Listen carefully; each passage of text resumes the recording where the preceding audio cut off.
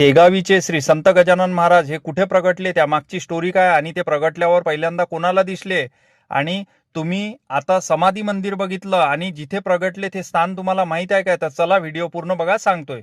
तर आज आलोय आपण शेगावमध्ये आल्या आल्या पहिले आपण समाधी मंदिराकडे गेलो. तिथं आपण श्री संत गजानन महाराज यांच्या समाधीचं दर्शन घेतलं आणि तिथून निघालो आपण. आणि समाधी मंदिराच्या मागच्या साईडनं आहे अगदी 5 मिनिटाच्या अंतरावरती असलेलं हे प्रगट स्थान आहे. तर हे घटना घडली आहे 23/2/1878 रोजी साधारणतः 12:30च्या समयाला. देवीदास पातुरकर यांच्या घरी मुलाची ऋतुशांती होती.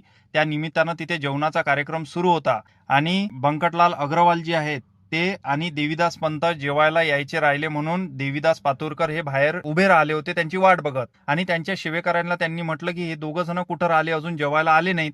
तर त्यांचा सेवेकरी त्यांना म्हणाला, देवीदास पातुरकरांना, की बंकटलाल जे आहेत सर्व देवांचे दर्शन घेत येतात, तुम्ही जेवण करून घ्या, त्यांना लय टाइम लागते, आल्यावर मग आम्ही जेवण करून घेऊ. तर तेवढ्यातच बंकटलाल अग्रवालजी आणि आपले दामोदर पंत आले आणि तेवढ्यात आले यांच्यासोबत बोलतच होते. तर त्यांना डायरेक्ट आपले गजानन महाराज उष्ट्या पत्रावळीवर जेवण करताना दिसले, ते शीत वेचून खात होते.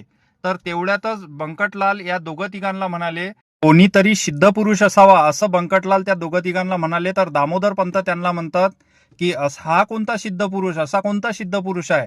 तर तेवढ्यातच बंकटलाल यांनी त्यांच्या जवळ गेले आणि त्यांना म्हटलं की तुम्ही हे असं कशाला व्हिडिओ बघण्यासाठी आपल्या पेजला फॉलो करून ठेवा. नमस्कार, भेटू पुढच्या व्हिडिओमध्ये.